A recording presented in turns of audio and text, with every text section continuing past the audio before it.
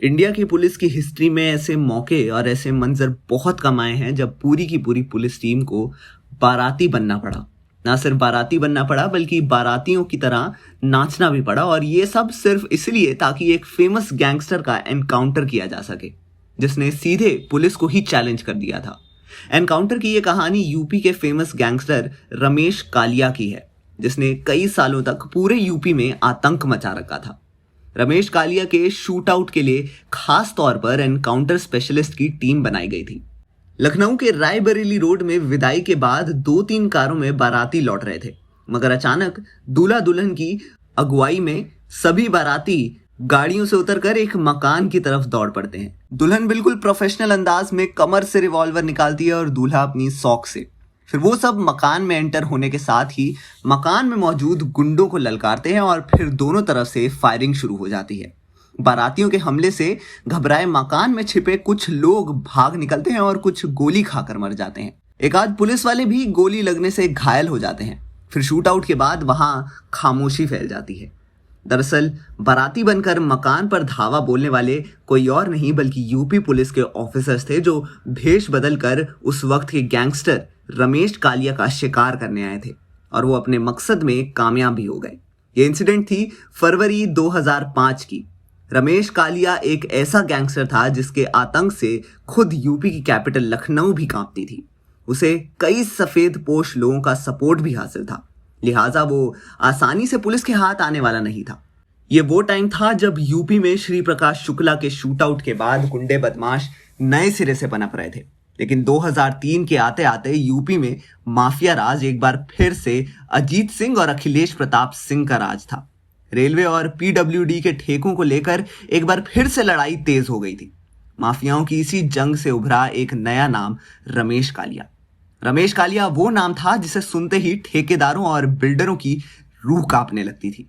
छोटी मोटी वारदातों को अंजाम देने वाले रमेश ने साल 2002 और 2003 में अचानक जैसे गियर ही बदल लिया था।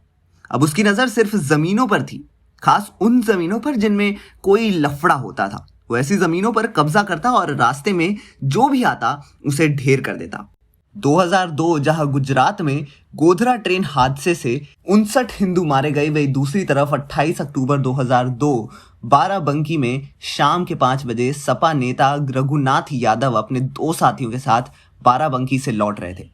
जब उनकी सफेद रंग की एम्बेसडर कार सफेदाबाद बाजार के पास पहुंची तो ड्राइवर सरवन की नजर एक टाटा सूमो पर पड़ी। वो गाड़ी उनका पीछा कर रही थी। उसने यादव से कहा कि एक गाड़ी उनका पीछा कर रही है, लेकिन यादव ने उसकी बात को हल्के में लिया और उसे आगे बढ़ने के लिए कहा। और तभी टाटा सूमो एम्बेसडर को ओवरटेक कर लेती है। जबरदस्ती कार सड़क के किनारे रुकवाई जाती है। सूमो से 4 लोग निकलते हैं जिनके हाथों में पिस्तौल और राइफल थी, और अगले ही पल वो कार में बैठे नेताजी रघुनाथ यादव पर फायरिंग शुरू कर देते हैं। पीडीसी मेंबर रघुनाथ समेत 2 लोग मारे जाते हैं, जबकि ड्राइवर और एक शख्स भाग निकलता है। बदमाश फिर सूमो में सवार होकर फरार हो जाते हैं। ये वो वक्त था जब यूपी में समाजवादी पार्टी की सरकार थी। तब मुख्यमंत्री मुलायम सिंह यादव के सामने सबसे बड़ी चुनौती थी प्रदेश की कानून व्यवस्था, खासकर कैपिटल लखनऊ की, क्योंकि कालिया ने उन दिनों पूरे यूपी में अपना आतंक पैदा कर रखा था। और तभी मुलायम सिंह यादव ने एक इंपॉर्टेंट डिसीजन लिया। उन्होंने डीजीपी के कहने पर मुजफ्फरनगर के तेज तरार एसएसपी नवनीत सिकेरा को लखनऊ बुलाने का नोटिस जारी कर दिया। दिसंबर 2004 में नवनीत सिकेरा लखनऊ के एएसपी बना दिए गए। नवनीत एनकाउंटर स्पेशलिस्ट के तौर पर जाने जाते थे। आईपीएस नवनीत सिकेरा बदमाशों के लिए खौफ का दूसरा नाम था। खासकर वेस्ट यूपी के बदमाश तो सिकेरा के नाम से ही कांपते थे। आलम यह था कि यूपी के क्राइम कैपिटल के नाम से बदनाम रहे मुजफ्फरनगर में अपनी तैनाती के दौरान सिकेरा ने अलग अलग शूटआउट में कुल 55 छटे हुए बदमाशों को मौत की नींद सुलाया था। लखनऊ को कालिया के खौफ से आजाद करने के लिए सिकेरा को वहां तैनात करने का शायद यही सबसे अच्छा समय था। नवनीत अब लखनऊ के नए एएसपी थे। उन्होंने अपने 10 ऑफिसर्स के साथ बैठक की और गाइडलाइंस जारी करते हुए कहा कि उन्हें लखनऊ और आसपास के टॉप 10 गैंगस्टर्स की लिस्ट और उनके क्रिमिनल रिकॉर्ड्स चाहिए, और वो भी 24 घंटे के अंदर। एएसपी के नोटिस का असर दिखने लगा था। पूरे लखनऊ में माफियाओं और गुंडे बदमाशों की धरपकड़ शुरू हुई। कई को सलाखों के पीछे डाल दिया गया तो कई एनकाउंटर में मारे गए।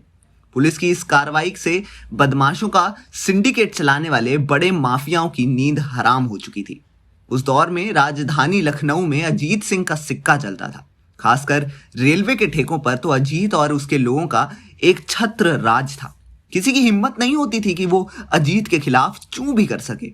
लेकिन एक शख्स था जिससे अजीत भी डरता था और वो नाम था रमेश यादव उर्फ रमेश कालिया। उस दौर में अजीत सिंह, अखिलेश प्रताप सिंह और रमेश कालिया की अपनी सल्तनत थी। 2004 में डॉक्टर मनमोहन सिंह जी भारत के नए प्राइम मिनिस्टर बने। 2004 में उन्नाव लखनऊ से सटे उन्नाव डिस्ट्रिक्ट के एक गेस्ट हाउस में समाजवादी पार्टी के बाहुबली एमएलसी अजीत सिंह का जन्मदिन मनाया जा रहा था। देर रात तक अजीत सिंह की बर्थडे पार्टी चली। नशे में धुत गनर और अजीत सिंह के चेले हवा में फायरिंग कर रहे थे। तभी अचानक एक गोली स्विमिंग पूल के नजदीक बैठे अजीत सिंह के सिर को छेद कर बाहर निकल गई। वो जमीन में लुढ़क गया। अब रंग में भंग पड़ चुका था। फौरन अजीत सिंह को उठाकर इलाज के लिए कानपुर ले जाया गया, लेकिन तब तक बहुत देर हो चुकी थी। उस दौर में रमेश कालिया ने पूरे यूपी में आतंक मचा रखा था।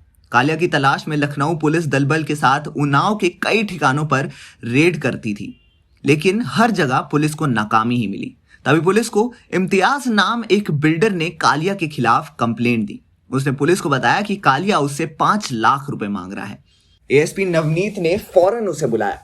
इधर पुलिस कालिया के खात्मे का प्लान तैयार कर रही थी, उधर कालिया बेफिक्र घूम रहा था। उसे नहीं पता था कि इम्तियाज की शक्ल में पुलिस को उसके खिलाफ एक तुरूप का इक्का मिल चुका है। एएसपी ने इम्तियाज के जरिए रमेश कालिया तक पहुंचने का प्लान बनाया। 10 फरवरी 2005 को एएसपी के कहने पर इम्तियाज ने कालिया को फोन पर कहा कि वो कुछ पैसे अभी देने को तैयार है। इस पर कालिया ने उसे मिलने का टाइम दे दिया। बातचीत बेशक नॉर्मल थी, लेकिन घबराहट में इम्तियाज की सांसें तेज हो चुकी थी। इम्तियाज इसलिए भी ज्यादा घबराया हुआ था क्योंकि अब उसकी कालिया से मुलाकात का वक्त और जगह तय हो चुकी थी। वो टाइम आ चुका था जब इम्तियाज को कालिया से मिलना था। एएसपी ने इम्तियाज को बताया कि उसे डरना नहीं है, वो उसके साथ रहेंगे। शिकार पुलिस के जाल में फंसता दिख रहा था। पुलिस ने शूट आउट की तैयारी शुरू कर ली। पुलिस टीम ने कालिया के ठिकाने तक जाने के लिए एक प्लान बनाया और बारात की शक्ल में धीरे से बिल्डिंग को चारों ओर से घेर कर धावा बोलने का प्लान बनाया। पुलिस की टीम बाराती बनकर 3 अलग अलग गाड़ियों में बैठकर नीलमत्था के लिए रवाना हो जाती है। इम्तियाज अपनी कार में पुलिस वालों से थोड़ा पहले रवाना होता है। इम्तियाज के पीछे पुलिस की बारात निकल पड़ती है। इम्तियाज कालिया के मकान में डरते डरते दाखिल होता है। कालिया और इम्तियाज के बीच बातचीत होती है। इम्तियाज अपनी जेब से नोटों की एक गड्डी निकालकर कालिया को देता है, लेकिन रकम केवल 40,000 होती है। इम्तियाज कालिया से सहम कर कहता है, भाई गुस्ताखी माफ, ज्यादा इंतजाम नहीं हो सका, बस इतना ही है। इस बात से कालिया उखड़ जाता है। वो नोटों की गड्डी इम्तियाज के मुंह पर दे मारता है और वो इम्तियाज को गालियां देना शुरू करता है। तभी बारातियों के भेष में आई पुलिस कमरे में घुसकर धावा बोल देती है। करीब 20 मिनट तक दोनों तरफ से गोलीबारी होती है। इस दौरान कालिया और उसके 2 मुर्गे मौके पर ही मर जाते हैं। इस खौफनाक एनकाउंटर में 2 पुलिस वाले भी गोली लगने से जख्मी हो जाते हैं और इसी के साथ पूरा होता है मिशन कालिया। तो ये थी कालिया की कहानी। हो सकता है कि ऐसे ही कोई किरदार या कहानी का हिस्सा हमें आने वाली फिल्म केजीएफ चैप्टर 3 में देखने को मिले, जहां ऐसा ही गैंगस्टर हो जिसका एनकाउंटर करने के लिए पुलिस कोई प्लान बनाए।